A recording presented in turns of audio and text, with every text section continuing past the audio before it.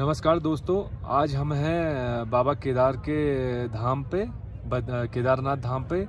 और आज बहुत ही शुभ दिन है। आज यहाँ पे दीपोत्सव का आज यहाँ पे त्यौहार मनाया जाएगा। प्रभु राम के 14 वर्ष के वनवास के बाद आगमन जो होता है उसके उपलक्ष्य में हम मनाते हैं, सभी को ज्ञात है।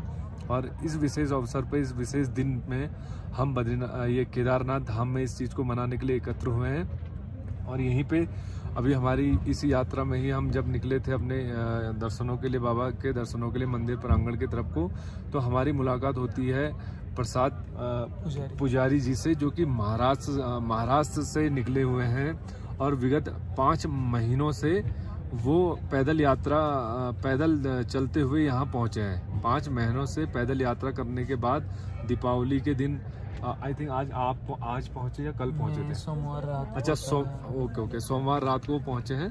तो अब यहाँ पे चूंकि हम पहुंचे हैं, तो उनका जो भाव है वो किस भाव से यहाँ तक पहुंचे हैं, तो मेरा तो ये मानना है कि इतनी लंबी पैदल यात्रा के बाद तो अंदर जो भाव रहता होगा वो कितना पवित्र होगा, ये तो मैं उसको अनुभव कर सकता हूँ। क्योंकि मेरे को तो हमने तो गौरीकुंड से यात्रा करी थी, तो मुझे समझ में आ गया था कि यात्रा कितनी कठिन है। मगर इनकी जो यात्रा है वो, और अब आप समझ ही सकते हैं 5 महीने से अगर पैदल चल के कोई व्यक्ति यहाँ तक पहुँचे हैं तो उनका कैसा भाव रहा होगा। और बहुत सारी चीज़ें हैं जानने के लिए, मेरे अंदर तो बहुत उत्सुकता है। तो अब बाकी सारी चीज़ें अभी हमारे क्या बोलते हैं, प्रसाद पुजारी जी ही बताएंगे, पुजारी जी। तो हम उनसे बात करते हैं। महादेव। तो अब आप बताइए प्रसाद पुजारी जी कि जो आज के समय में आपने जो अभी ये यात्रा का जो भी आपके मन में विचार आया, और भक्ति के बारे में, अध्यात्म के बारे में, और युवा पीढ़ी जो मतलब आज आप देखते हैं कि शिव भक्त अपने आप को कहती है, हाथ में टैटू और गाड़ी में नाम लिखवाने से, हाथ में टैटू बनाने से। और फिर मैंने बहुत युवाओं को देखा है कि शिव भक्ति के नाम पे बस एक मेजॉरिटी में वो लोग एकत्रित होते हैं और नशा जो है उसको उपयोग में करते हैं। और कहीं से कहीं तक शिव जो है सही मायने में उनके बारे में विमर्श तो करने की बात बहुत दूर, उनको मतलब मेरे को लगता है कि उनको उस बारे में कुछ शायद मालूम ही नहीं है। तो उसके ऊपर भी आप प्रकाश डालिएगा। बाकी आप अपनी इस जर्नी के बारे में बताइए। तो मैं महाराष्ट्र सातारा जिला से जी, यमाईदी आउंद गांव से पैदल चला, मेरे घर से ही पैदल चला। तो अब 4 महीने पूरे हो चुके हैं और 5वां महीना शुरू हुआ है। और ये बहुत बड़ा अवसर मुझे भगवान की कृपा से प्राप्त हुआ कि इस दिवाली में मैं केदारनाथ बाबा के साथ और यहाँ साधु संतों के साथ उनकी सेवा में बिता रहा हूँ। तो ये मेरे लिए बहुत सौभाग्य है। तो जब मैं महाराष्ट्र से चला तो महाराष्ट्र चल के शनि शिंगणापुर, शिरडी होकर प्रकाशा गया। शिव जी का एक प्रकाशा करके स्थान है, वहाँ गया। वहाँ से फिर तोरणमाल गया। तोरणमाल गोरक्षनाथ जी का स्थान है जी। फिर मध्य प्रदेश एंटर हुआ। मध्य प्रदेश में मैं नर्मदा मैया के किनारों पर उतरा जी। तो विशेष अनुभव रहा नर्मदा मैया के किनारों पर का जी, जो कि नर्मदा मैया की परिक्रमा कही जाती है। तो उस परिक्रमा के बारे में सुना था। तो उस जब नर्मदा मैया के किनारों पर उतरा तो लगभग 150 किलोमीटर चल के मैं ओंकारेश्वर में पहुंचा। तो परिक्रमा मार्ग पर चला नर्मदा मैया के, तो नर्मदा मैया की छाया और माया से भी परिचित हुआ। तो वहाँ का जो भाव है, वहाँ का जो लोग वहाँ के जो धर्म जानते हैं उससे परिचित हुआ। तो बहुत विशेषता मैंने नर्मदा मैया के किनारों पर पाई। जो कि नर्मदा मैया के किनारों पर कई सारे साधु संत और कई वो जो संप्रदाय है, उन सभी संप्रदायों के, सभी पंथों के ऋषि मुनि, ये सब अपनी अपनी साधना और तपस्या में लीन है और साथ ही सेवा में लीन है। तो मैंने पाया वहाँ बहुत सारे लोग पैदल चलते हैं नर्मदा मैया की परिक्रमा के लिए। तो उन सब की सेवा वहाँ के गांव वाले भी करते हैं, जो कि अपना अपना भंडारा चलाते हैं। तो मध्य प्रदेश का बहुत अच्छा अनुभव पाया। श्रावण की सेकंड लास्ट सोमवार मैं मध्य प्रदेश ये ओंकारेश्वर में था।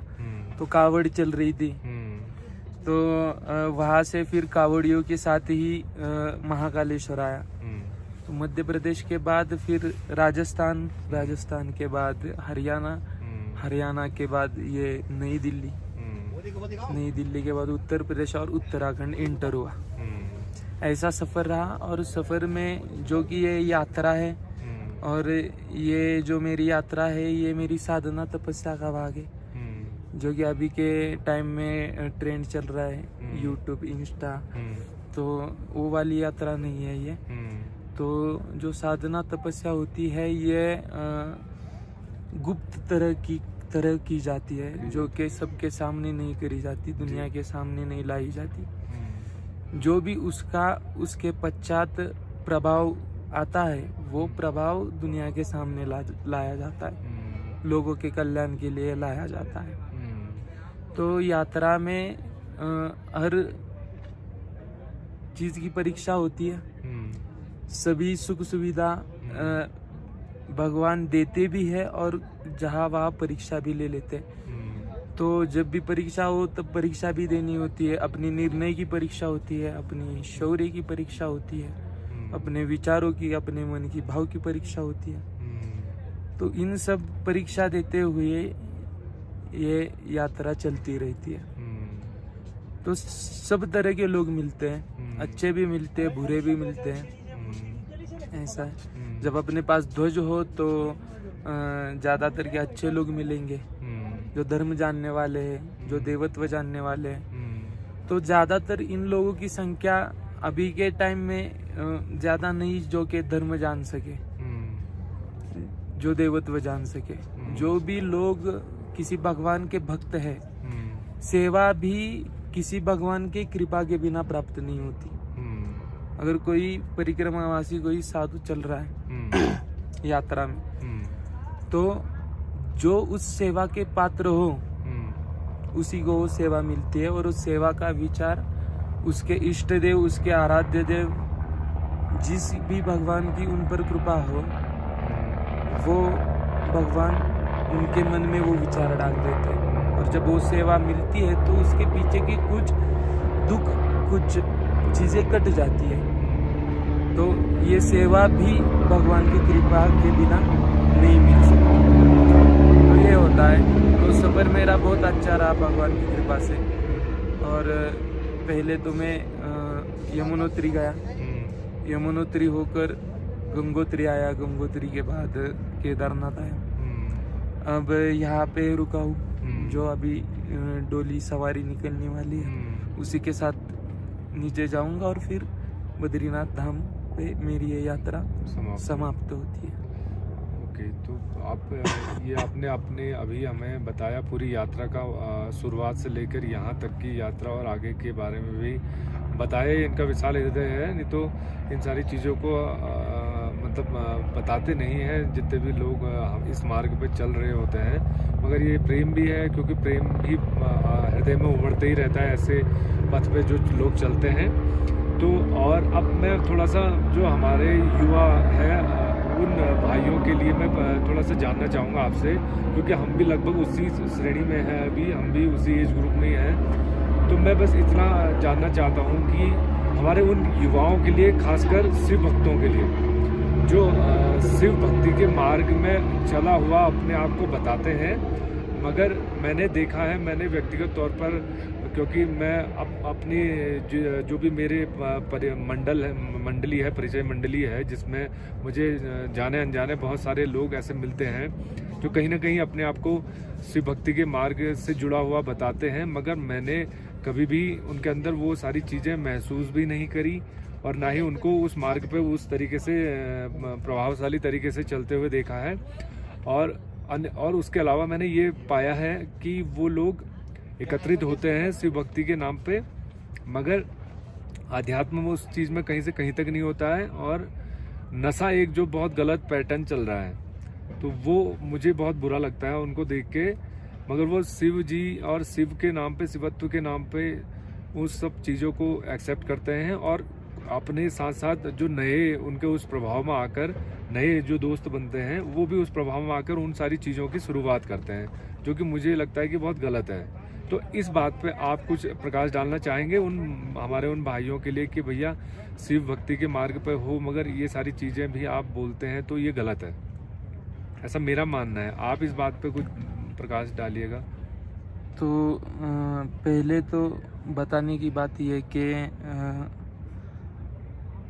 जो भी अपन पिछले जन्म में कर्म करते हैं जी जो भी अपन तप करते हैं जी उस तप और कर्म के आधार पर हमें अगला जन्म अपना कुल प्राप्त होता है। तो उस कर्म के आधार पर उस तपस्या के आधार पर जो आपने लिख के लाया है जितना ऐश्वर्य हो वो भी आपके पिछले कर्म और तप के आधार पर ही मिलेगा। चाहे प्रेम हो वो भी उस आधार पे ही मिलेगा, चाहे सुख हो ये भी उस आधार पर, संपत्ति भी उसी आधार पर मिलती है। और ये जो चीज़ें है कि हर युवा कोई ना कोई सपना लेके बड़ा होता रहता है, तो हर बार उसे अपना रास्ता बदलना पड़ता है। जैसे कि हम बचपन में जब होते तब अपना सपना रहता है कि मैं स्पाइडरमैन बनूंगा, ये बनूंगा, तो आगे चल के हमें पता चलता है कि ये हम नहीं बन सकते, तो हम रास्ता बदल लेते हैं। तो ऐसे कई बार हम अपने सपने बदल लेते हैं, रास्ते बदल लेते हैं। तो उन जो भी सपने अपने देखे हैं वो सपनों को पूरा करने के लिए जितना नसीब में लिख के आया है जरूर उसके सपने उससे अधिक ही होंगे, उससे छोटे तो होंगे नहीं। तो जितना लिख के आया है उससे भी ज्यादा पाने के लिए जो भी अपना भाव हो, चाहे कोई ऐश्वर्यवान बनना चाहता है, कोई प्रेम पाना चाहता है, कोई जो भी भक्ति पाना चाहता है, सुख पाना चाहता है, तो वो सब चीजें एक ही आधार पर टिकी है, वो साधना, वो है तपस्या। ये करोगे तो साधना करोगे, तपस्या करोगे या भक्ति करोगे तो नसीब के ऊपर भी पाया जा सकता है, जो लिखा है वो भी बदला जा सकता है। और अगर कर्म बुरे रहेंगे तो अगर अच्छा भी लिख के आया हो तो वो भी बदल सकता है। तो ये चीज़ें होती है। और जैसे कि मैंने बताया कि भक्ति ये पात्रता के बिना नहीं मिलती। हाँ, भक्ति के ऊपर आप बता रहे थे, उसको एक बार दोबारा से विस्तृत तरीके से बता दीजिए, क्योंकि जो हमें मतलब मैंने आपसे शुरुआत में पूछा था उस टाइम पर हमने वीडियो ऑन भी नहीं किया था, तो वो आप दोबारा से एक बार बता दीजिए हमारे दर्शकों को भी। भक्ति ये पात्रता के बिना प्राप्त नहीं होती। तो भक्ति की पात्रता प्राप्त करने के लिए उस साधक को धर्म का निर्वहन करना अनिवार्य है। जब वो धर्म का निर्वहन करता है तो वो भक्ति को प्राप्त होता है। और भक्ति को जब वो प्राप्त कर लेता है तो उसके भक्ति के शक्ति से गुरु प्राप्त होते हैं। और जब गुरु प्राप्त होते हैं तो उनकी सहायता से भगवान प्राप्त होते हैं। तो इसके लिए सबसे पहले पात्रता होनी जरूरी है। यानी पॉइंट पे आता है लास्ट के अपने मन का भाव, जो सबसे बड़ा मार्ग है भक्ति का। जो भी अपने मन का भाव हो, तो भाव से भगवान को पाया जा सकता है और भाव से ही पात्रता भी मिलती है। तो ये चीजें होती हैं। ये बहुत अच्छी बात करी। देखो, प्रसाद पुजारी जी ने हमारी बहुत अच्छी बातें हमें बताई। तो बस अब केदारनाथ मंदिर प्रांगण में थे और हमारे देखो कहते हैं ना कि जैसी संगत वैसी रंगत। हमारा भाव जैसा था तो हमारे भाव के हिसाब से हमें लोग मिलते जा रहे हैं। अभी आप इस शिव भक्त वाली सीरीज में कल मैंने शिव मीना जी से बात करी थी, तो आप लोग तो आप उनको जानते हैं, शिव मीना जी को जानते हैं। आज हम एक और शिव साधक हमें मिले, तो ये सब शिव की कृपा ही है। और आगे भी और भी कई अन्य मुझे शिव साधकों के साथ मैं अभी मिल रहा हूँ और इन छोटी छोटी वीडियो के माध्यम से मैं आप लोगों को इन सारी चीज़ों से अवगत कराऊंगा, क्योंकि सब मैंने देखा है कि सब युवा वर्ग है, सब लगभग 30 से 35 की एज में ही ये लोग हम मिल रहे हैं एक दूसरे से। तो मुझे मतलब एक चुनौतीपूर्ण तरीके से इन सारी साधनाओं को ये पूरा करते हुए इस मार्ग पर आगे बढ़ रहे हैं, तो हृदय मतलब मेरा बहुत प्रसन्न भी है। और मैं भगवान भोलेनाथ से यही प्रार्थना भी करूँगा कि जो भी हमारे प्रसाद पुजारी जी के सपने जो उन्होंने इस आध्यात्म के मार्ग को लेके देखे होंगे, और जो भी वो परिवर्तन और या भी सुधार जो भी उनके मन में जो भी भाव हो, शिव उस भाव को, हमारे बाबा उस भाव को जरूर पूरा करेंगे, ऐसा मेरी अपेक्षा है। और मेरी भी यही प्रार्थना है कि आपके लिए बहुत अच्छा शिव जी करें, हमारे शिव शंकर भोलेनाथ साक्षात रूप में। आपको पता है आज के समय में अगर धरती पे कोई देव हैं तो वो महादेव ही हैं, जो आपको आज भी दर्शन दे सकते हैं। तो ये आपका सारा सब कुछ जो आपने सोचा है वो सारी चीज़ें बहुत अच्छे तरीके से पूरी हो, ऐसी मेरी अपेक्षा है। और इसी बात पे एक बात भी बोलना चाहता हूँ जी जी। कि जो कि मैंने अभी यमुनोत्री दर्शन करा, गंगोत्री दर्शन करा, और आज ये केदारनाथ बाबा जी के धाम में पहुँचा हूँ।